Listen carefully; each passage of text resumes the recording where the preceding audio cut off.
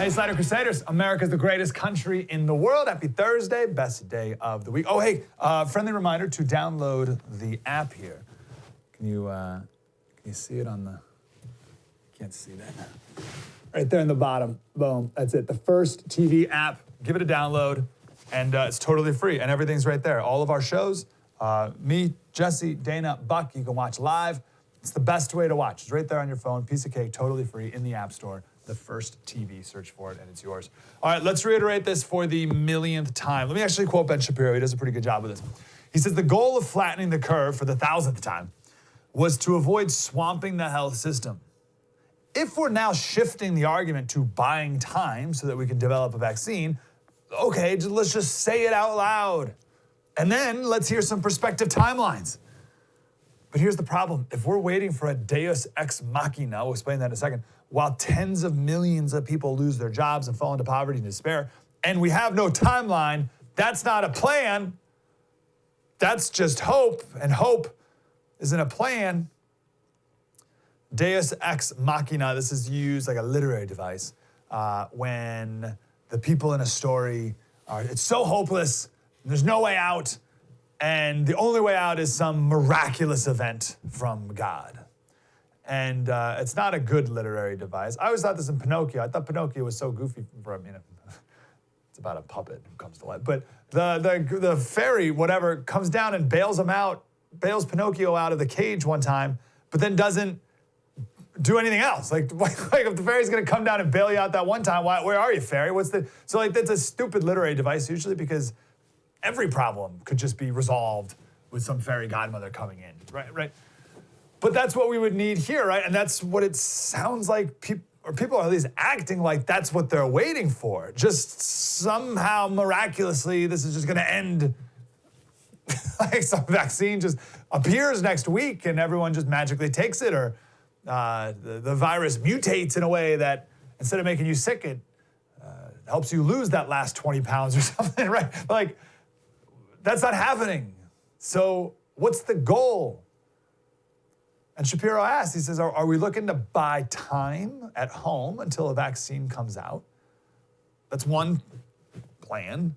Or are we gonna try to do this herd immunity thing? Because those are two very different things. So we gotta articulate what we're trying to do here. And his other point is that he's like, listen, this deus ex machina, like that's the unspoken assumption, and perhaps it's a justified one. Like if that's what you wanna make, if that's the argument you wanna make, that's great, but just make it. Make it out loud so we can talk about it, we can debate it. And he had a great line, he said, so far, all we've heard is strategy, not the goal.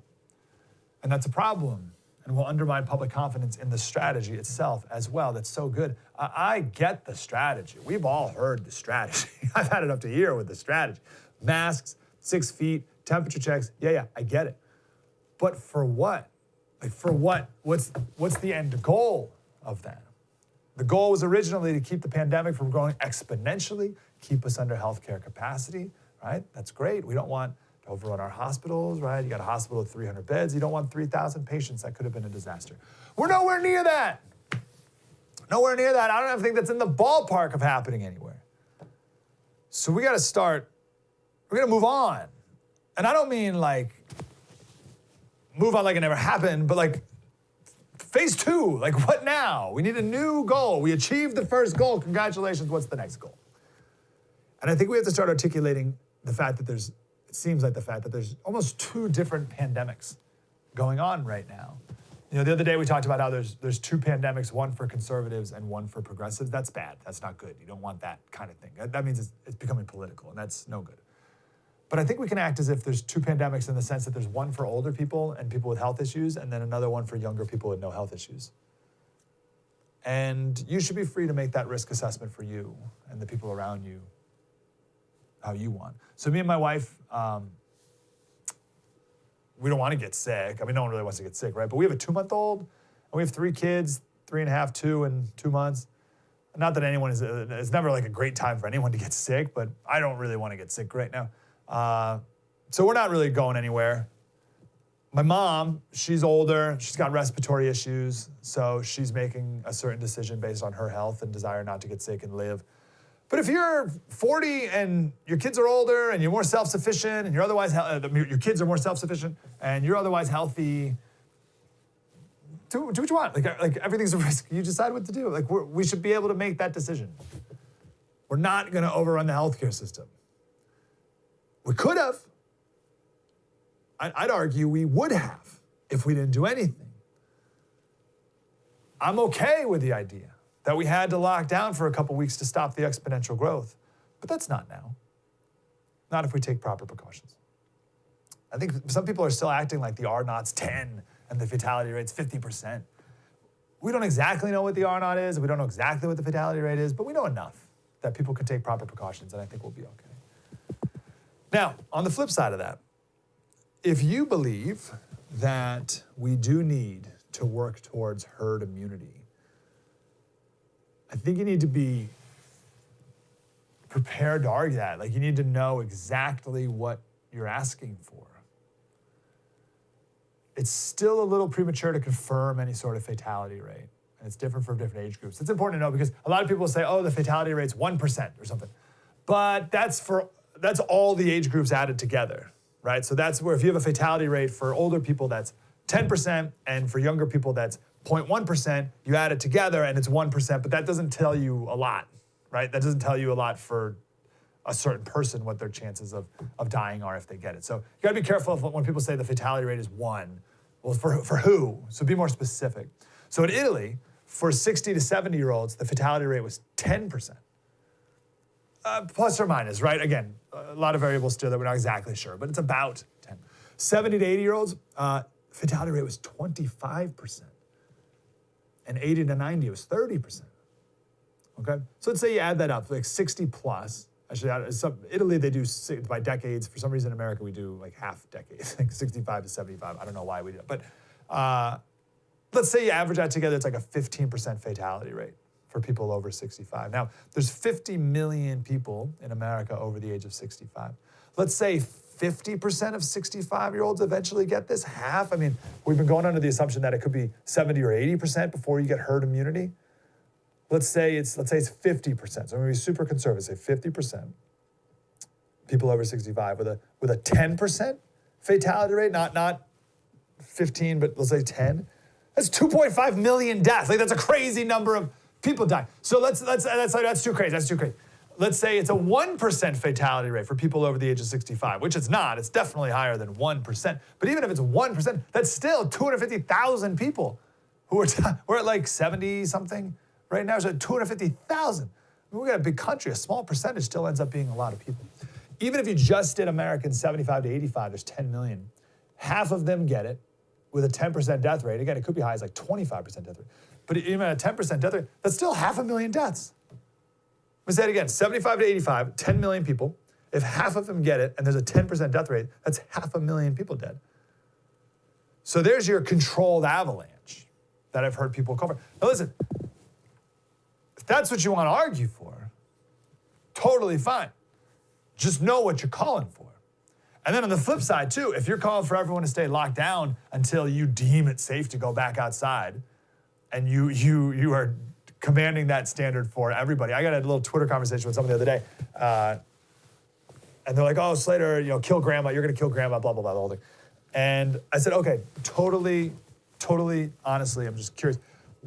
How much longer would you like this to go on?" I mean that completely genuinely. And this person said, "Well, at least a month, because it's possible to stop this. Cases in Wuhan have gone down to 0." I said, cases in Wuhan? Right, so this idea that we can shut it down unless you're in communist China is impossible. But if you want to make that case, all right, you got to admit the unseen costs of that, the deaths of despair and addiction and abuse and foregone cancer treatments and livelihoods destroyed and life's work gone. Like, you have to factor that in as well. You got to make a full, complete. You have to have full, complete understanding of what you're calling for. And I don't think people are doing that on either side. They're just like, oh, herd immunity. It's like, okay, but you know what that means, right? Or people are like, we gotta stay locked up forever. Okay, but you know what that means, right? So in the meantime, I think people are creative, and I think we're going to figure out best practices moving forward, and I think it'll be okay. We got a picture here. So there's certain streets in Tampa, and I'm sure there's other cities doing that, but closing down from cars. They shut down from cars, not a lot of people driving. And restaurants are able to put a bunch of tables outside now, not enough room inside. So you put tables outside, and there's more room, right? So you can serve more customers. I think that's great. I think it's a great idea. So let's think of more creative things like that to help businesses and help people. Let me make one last point here.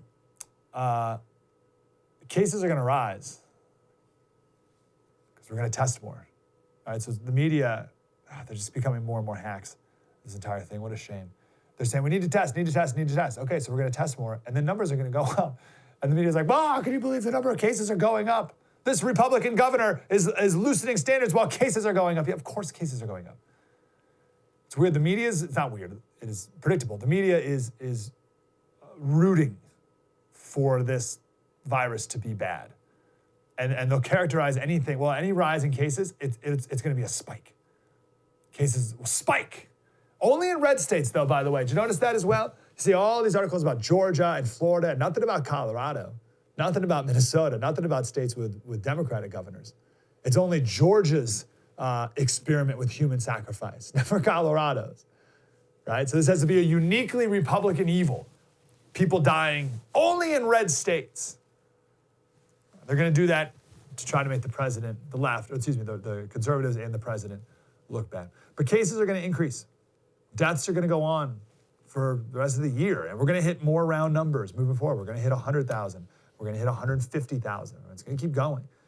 And people are going to get more angry at the president as we get closer to the election, and this becomes way more political than it needs to be. We've had so many segments these last couple months about preparing, mostly preparing mentally. And same thing here, prepare for things not to get worse per se. I mean, they will, right? Because cases are going to go up and deaths are going to go up and all that. But it's going to be a steady, kind of like a steady bad, or like whatever, however you want to characterize it. It's going to be steady for a long time, and it's going to be hard. I don't know what to do with that exactly, other than to be patient and to be patient with people as much as we can, because we still have a long way to go. My point of this segment is everyone needs to have an opinion, of course. Everyone can have an opinion. Just be prepared to back it up. Coming up next, I want to talk about deceiving photographs. They're everywhere. The media's trying to create a narrative here, and they're going to do it in any deceptive way that they can. So we'll give you some examples next. True story, Mike Slater, spread the word.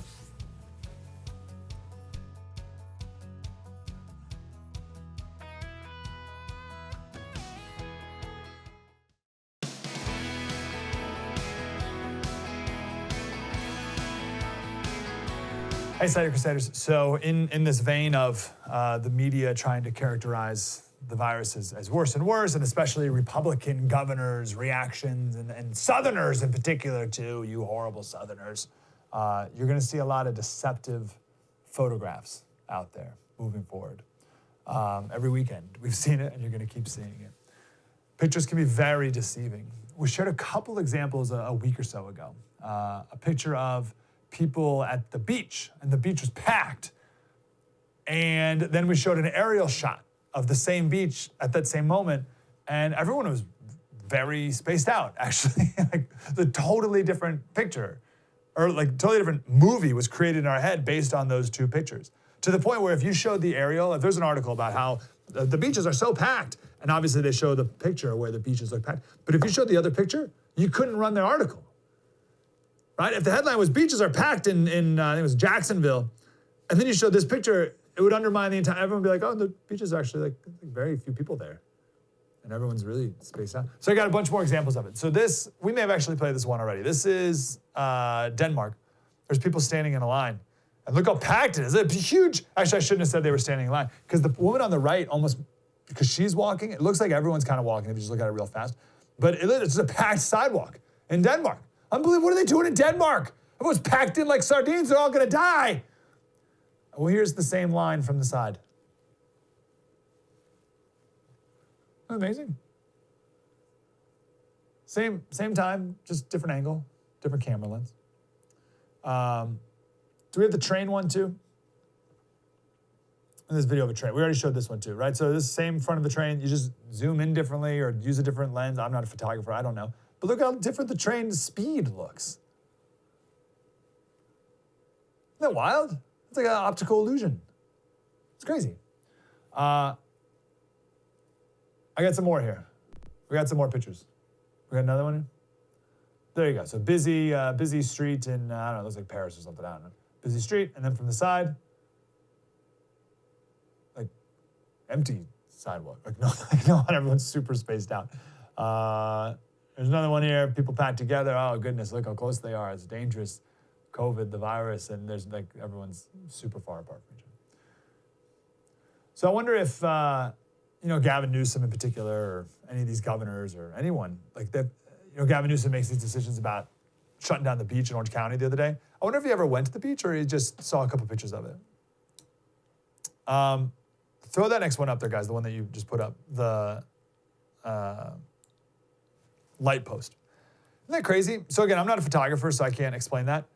But those are just different like camera lenses, I guess. But look at the one on the far left. You could barely see that church. And you stand in the same place and you change something about your camera or whatever. And look at the church, like it looks like it's right there. It looks like you can like touch it. Isn't that crazy? So I don't know. Again, I could pretend to know about photography and explain all that, but it's exhausting enough pretending to be an epidemiologist and a serologist. I've pretended to be a serologist all week, and no one gives me any credit for that, how exhausting that really is.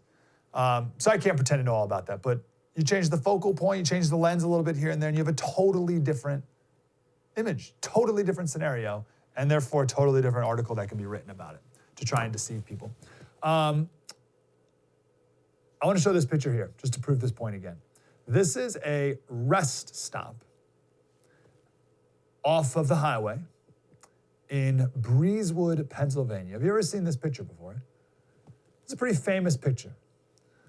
And it's always shown to characterize America as disgusting. like this is American excess. Gas stations, fast food restaurants, big ugly signs, highways, motels, all jam-packed as far as the eye can see. It's a blight on this beautiful landscape. You see, I've seen so many smug reactions like this is the best America has, this is who we are, and all this stuff like that. So it's actually a really interesting story on that rest stop. I don't want to go too into the weeds, but it was built during during the Depression. They built the Pennsylvania Turnpike right through this town, Breezewood. So you got the Pennsylvania Turnpike going in. 20 years later, they were building another highway, I-70. But there was some law at the time. It's not there anymore. The law doesn't exist anymore. But there's a law at the time that said federal funds can't be used to build a highway that connects to a toll road. If you're not familiar with Pennsylvania, the Turnpike is a toll road. So they were building I-70, and they weren't allowed, or they couldn't get federal funds if they connected it to the Turnpike. So instead of connecting it to the Turnpike, which would have made perfect sense, you just do it and it'd be no problem, the builders had to create this 2-mile loop where so that the highway would get off on this little dinky road, right? So officially it wasn't connected to the Turnpike. So you get off on this little road, and then you have to get on this road, and then you get on the road, turn, and then you get back on the Turnpike. So it's like this big 2-mile wasteful. Whenever you see something ridiculous like that, like massively inefficient, there's always some government reason for it in the background. There's some government regulation or law or mandate or something that made it that way. And it's the same thing with this rest stop area. There's no reason for that to exist the way it does right there. The government's screwed up. But does it make sense why they disconnect? So you could either not go on the Turnpike, which no one does, or you loop back around and get on the Turnpike, which everyone does. But since they made that there, they decided just to pack it up with a bunch of what else could you put there other than gas stations and fast food places? So silly law made for this massive and impractical inefficiency. Right? Gas Vegas, that's what they know. It's Breezewood, Pennsylvania, it's Gas Vegas. So that's that story. But on that picture, again, people characterize that as, oh, here's every town USA. Well, no, it's not every town, USA. It's clearly Breezewood, Pennsylvania. And the only reason it exists like that is because some bureaucratic nonsense. But even the picture itself is deceiving. The guy who took that picture was taking pictures for a book called Oil. And he was taking pictures of every process of oil production, from the extraction all the way to gas stations. So here's the story from the picture. By the way, before I even share the story, I remember when I first saw that picture, and you just assume, because you don't think otherwise, like why would, that was just some person pulled over on the side of the road and took a picture with their phone. Don't you? Like I just assume that's just like everyone could take that picture. Not that it was some famous photographer who had to go through great lengths in order, well, here's what he did. Getting such a striking image of the place took a lot more work than most meme sharers might realize. The photographer told me he spent 3 days in the town scouting vantage points and setting up the shot. He often shoots from helicopters, but here he relied on an earthbound rig. Here's the photographer. I'd rented a 4-wheel drive and a scissor lift that had the ability to take me up 80 feet. I was just driving around everywhere with it, hiking it up and looking for the point of view. I kept trying and no. Eventually, near the end of the second day, I found this motel slightly up on a hill. And in the parking lot of the motel, if I hiked the lift up and used a slightly longer lens, which adds to the compression, again, compression, that's what makes people look closer together at the beach too.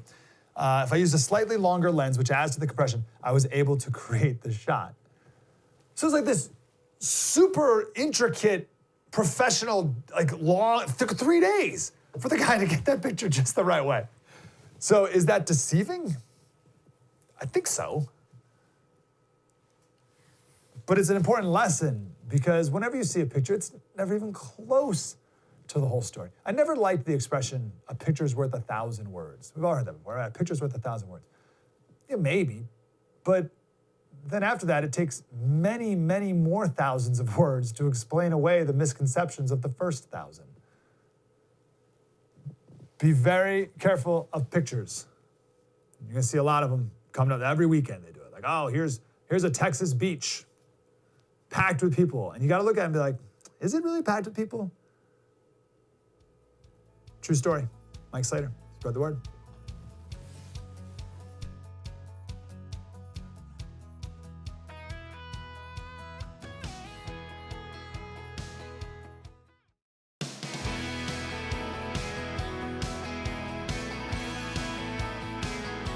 Hey, Slater Crusaders, want to change gears here just a bit. So I just finished John Eldredge's new book. It's called Get Your Life Back. It's excellent. He was on my radio show about a week or so ago. We talked for an hour, and he's awesome. Big John Eldredge fan. Wild at Heart is his maybe most famous book, but they're all excellent.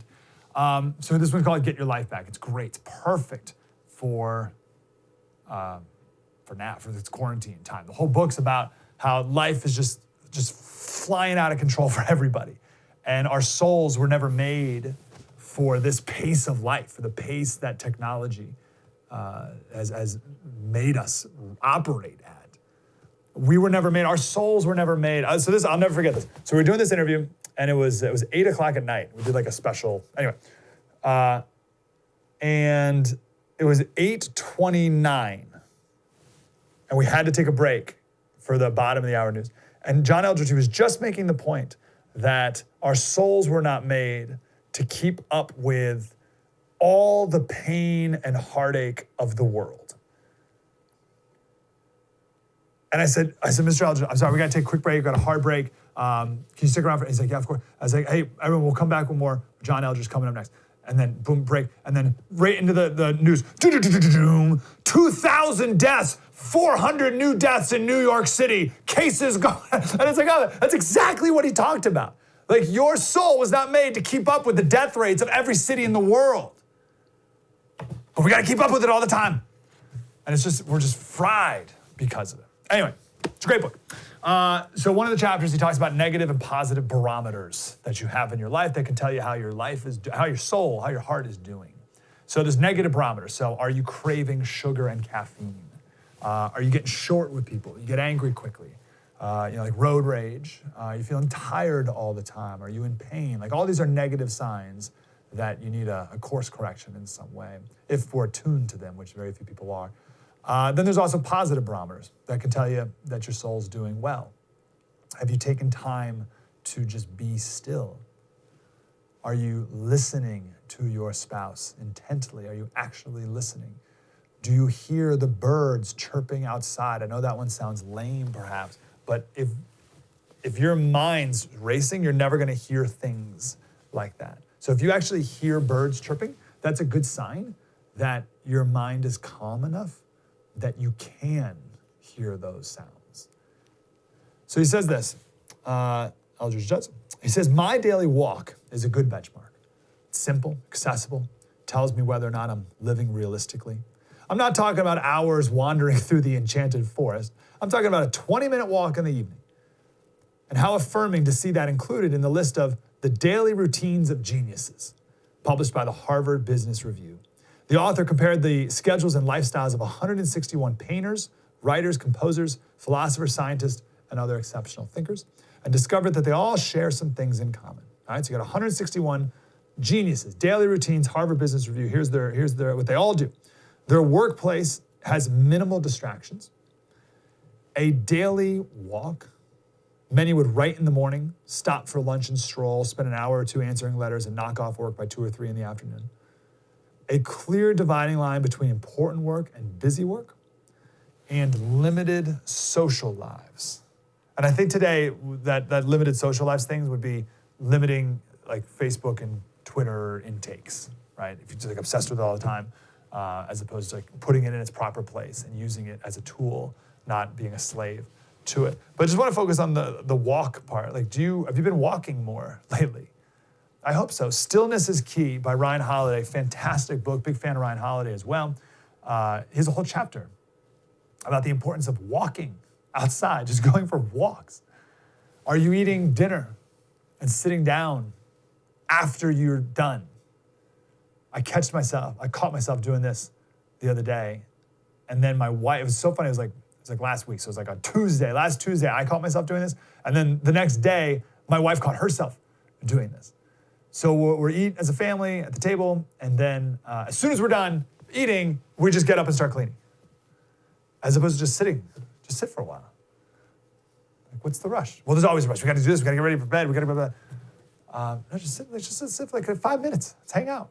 So that was a barometer. It was just a sign that we weren't at peace. We're a little frantic. RPMs still running a little high. I love this quote so much. I'm going to keep this quote with me the rest of my life. Dallas Willard, great theologian. He said, "You must ruthlessly eliminate hurry from your life." You must ruthlessly eliminate hurry from your life. I bring all this up because I'm certain, I'm certain of anything these days. I would think most people have slowed down quite a bit during this time. Yeah, there's ways that it's been more frantic too. I don't know. Not everyone's experience is the same, right? But I think people are taking more walks than ever. I mean, I see it outside my house. I see more people walking by my house than ever. I see people riding bikes as a family. I've never seen that before. Bike stores are sold out of bikes. I've seen pictures with lines around the block. People are lining up before the bike store opens. Never happened before. And people are doing more things as a family now than ever before. Are you seeing more of nature? Of course, no is the answer because the government won't let us.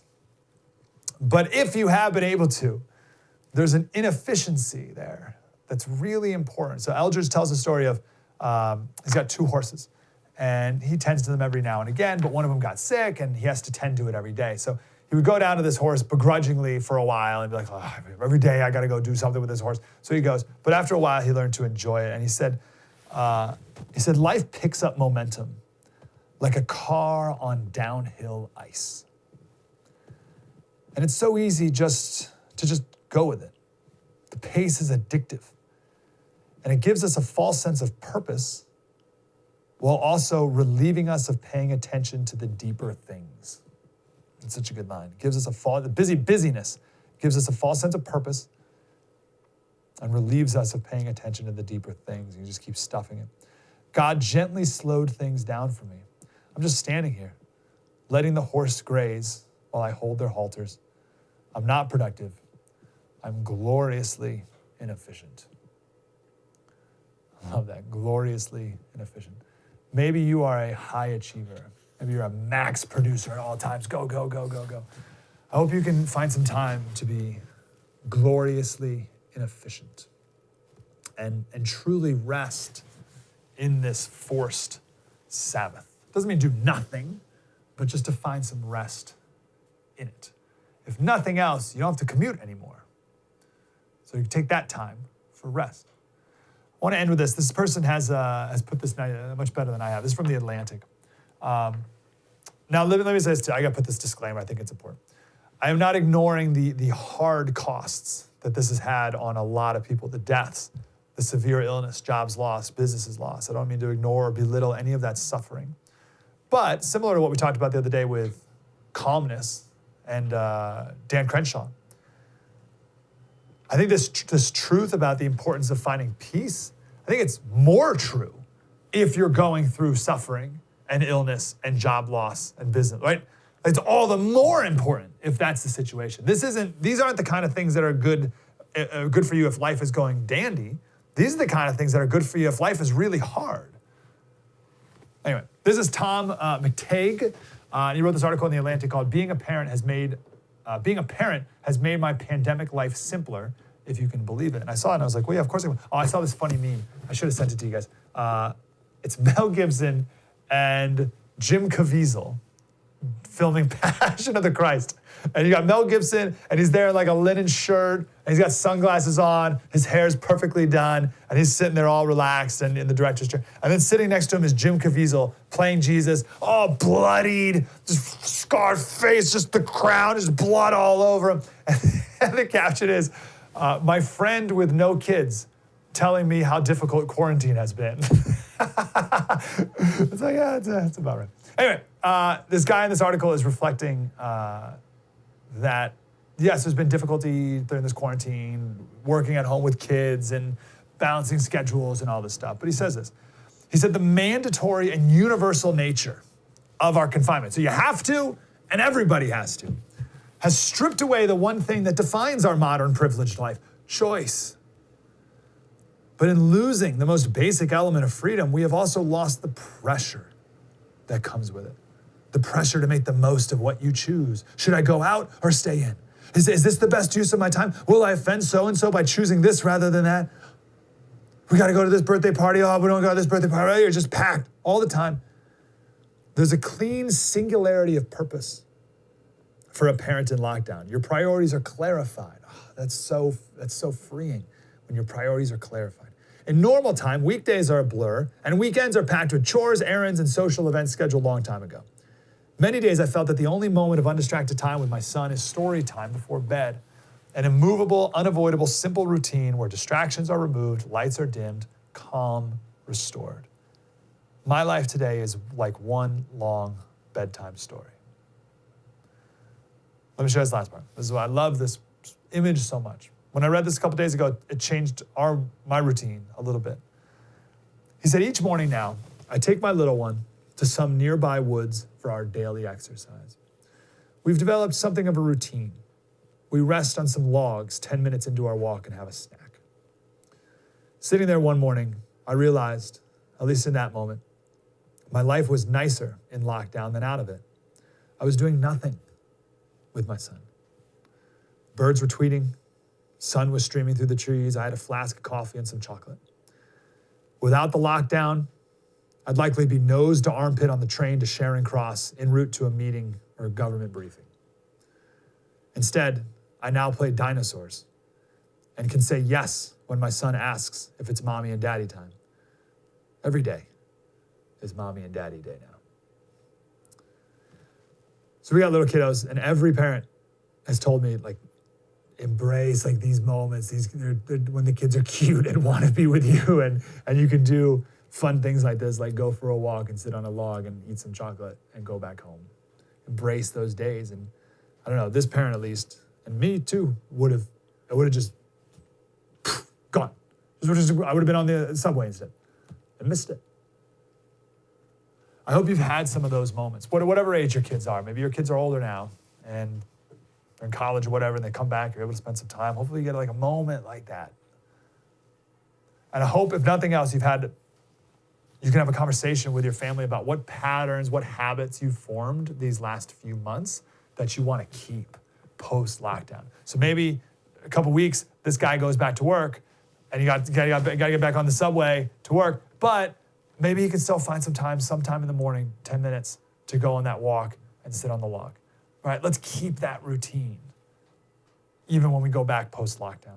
So what do you want to keep? And then also, what do you not want to bring back into your post-lockdown life, right? What things did you used to? What a shame it would be is if this whole thing ended and then we just went right back into what we were exactly doing before in every single way of our life. Like, what a waste that would be. There's a really awesome YouTube, Facebook video out there. It's called The Great Realization. We're not going to play it here. It's like 4 minutes, but it's perfect. It's perfect.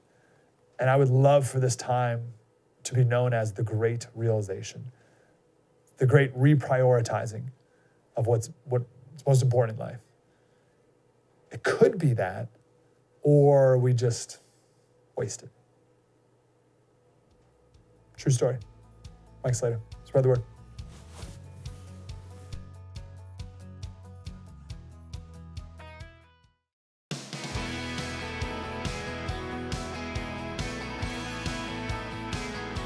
Hey, Slater Crusaders. Friendly reminder again, if you could download the free app for The First TV, just search in the App Store. It's totally free. It's awesome. All of our shows are right there. There's so many ways you can watch us on Pluto and Distro and YouTube and all that, but just download the app and it's all right there. All the shows, you can fast forward whatever you want through anything, and you can watch live too. So check it out. First TV in the App Store.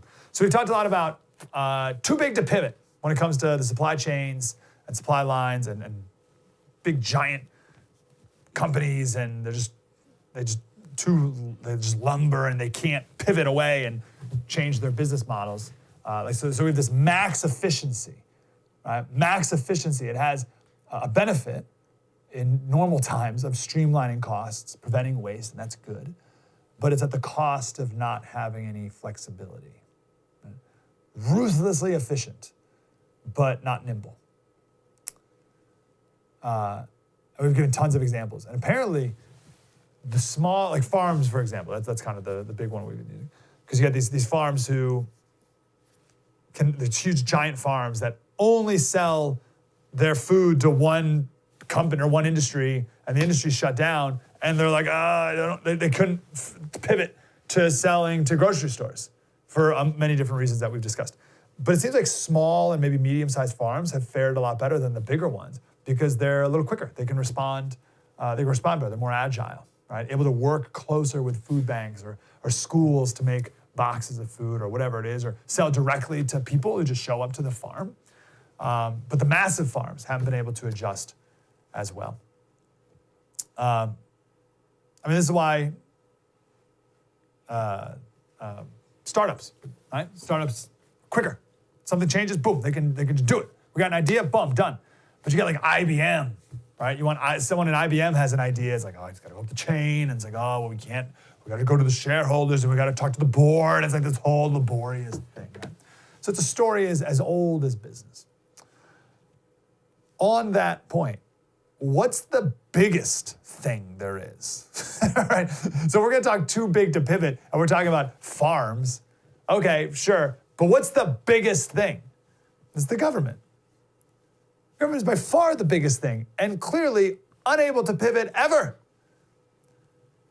So I read an article the other day about how, after 2 decades of pandemic planning, how did it fail? How did our planning reaction to this fail? And the short answer is our government is huge and ridiculous. And the problem wasn't that we didn't have a plan. A lot of people will assume we didn't have a plan, right? So, we needed a plan. How can we not have a plan for this? Why didn't we plan? And the people who assume that are the big government people who assume that anytime something bad happens, it's because we didn't have enough government. Anytime there's a school shooting or something, it's because the government didn't pass this law, whatever it is. Anytime there's a recession, it's because the government didn't do this thing that they should have done. And it's usually the opposite. It's usually because of the government. But anyway, a lot of people have that knee-jerk reaction. So same thing here. Like, oh, this pandemic, it's not going well. People are dying. We like the CDC didn't make tests quick enough, whatever, blah, blah. Like, oh, the problem is we didn't have a plan. No. The truth is we had too many plans, right? Perhaps the opposite is true. It's the theme of the show. Someone says, oh, we didn't have a plan. You got to think, well, hold on. What's the opposite? What's the opposite if we didn't have a plan? We had too many plans. And that's the truth. We had dozens of plans. We have thousands of pages by different agencies, all with different recommendations. And we had a mess of plans. So it started in 2005 here. Here it is. We had the Pandemic Preparedness and Response Act, the first one, 2005, which led to the Pandemic Influenza Preparedness Policy Coordinating Committee, obviously. I mean, we all know this. Which led to the National Strategy for Pandemic Influenza Implementation Plan. We're all familiar with that too, 233 pages. That led to the Department of Defense Implementation Plan for Pandemic Influenza, the HHS Pandemic Influenza Plan, the Response Federal Agency Interagency Operational Plan, the National Health Security Strategy Biodefense for the 21st Century Plan, and the National Strategy for Countering Biological Threats National Security Council's Playbook for Early Response for High Consequence Infectious Diseases. That's out of all the plans. That one is my favorite. Guys, do we have a picture of some of these plans, just so you don't think there's some of the plans. Well, the covers of the plans, each one of those are hundreds, if not thousands of pages. And we can't forget, of course, the National Biodefense Strategy. I could go on. Now, in a couple years after that, or a couple years ago, I should say, the WHO required that all WHO members have their own pandemic plan. Now, this would have been a great time where you'd think our government could have said, WHO, way ahead of you. We got like 20 plans. You want a plan? We got plans. But no, they came up with a new plan for the WHO on top of that. That was the United States Health Security National Action Plan. Oh, we also have the North American Plan for Animal and Pandemic Influenza, too, for our cuddly friends, for all you cats and kittens out there. Sorry. Just came to me. I just said it.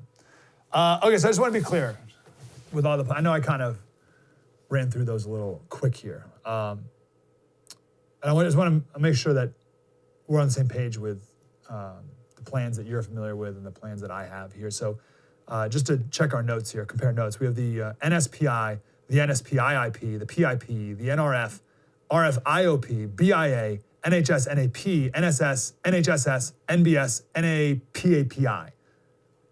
So we don't have any plans. We didn't have a plan, is the problem. These are the federal agencies that were responsible for having plans.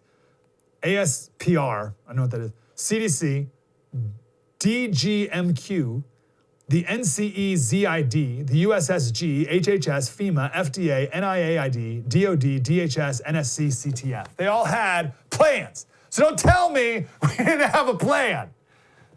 This is called a kludgeocracy. Have you ever heard that term? I haven't. Kludgeocracy. Stephen Atellas is the guy who came up with that in 2013. So a kludge, K-L-U-D-G-E, a kludge, is an ill-assorted collection of parts assembled to fulfill a particular purpose, or a clumsy but temporarily effective solution to a particular fault or problem. So the words I get are ill-assorted and clumsy. That's about right. When there's so many plans, no one can be held accountable, which is exactly the point. That's why they do this. When we have a million plans and none of them are referencing each other, there's nothing coordinated whatsoever, then there's no accountability. I learned this lesson a long time ago. It was my first real job I ever had. And I went above the chain of command, or I screwed up something and I didn't go to the right person or whatever. And my dad is like, oh, well, you gotta know, who do you, who's your boss? Who do you talk? He told me about chain of command. I never even really heard of it. So my radio station just got bought out. We got new bosses. Anyway, the first thing I did with management is who do I talk to? What's the chain of command? Who do I talk to? Who do you talk to? Who talks to who? I gotta visualize what's going on here. Right? Because if I got a question, I don't want to go to the owner. So I got to map this out for myself, because if I don't, it's just this giant unaccountable mess. And you can look at that. Any company that doesn't have that chain of command down, it's just a matter of time before the whole thing crumbles. And that's what our pandemic response was. It was a mess of acronyms. And then on top of that, the Trump administration wrote another 100-page plan for COVID-19, and it only made a reference to one of those previous plans that we just talked about. So all those other previous plans are irrelevant. We're going to spend more time in the future on localism. I hope that's one thing that we can get out of this. It's the opposite of globalism, right? We need a massive revival of localism in America, politically, in this circumstance, but also culturally. There's a lot going on there, but I just wanted to preview that for you. Until then, we have a special tomorrow, Road to Recovery. We have a logistics expert on maybe why the worst is behind us from a supply chain perspective. We have a small restaurant owner on, I should say he's the owner of a small restaurant. He's a normal sized person, but he's the owner of a small restaurant on what creative things they're doing to keep their employees paid and to continue to serve people. And we're going to talk to a high school principal who's making the most of all of this for his students. It's all coming up on our special tomorrow, COVID-19 Road to Recovery. True story. Mike Slater. Spread the word.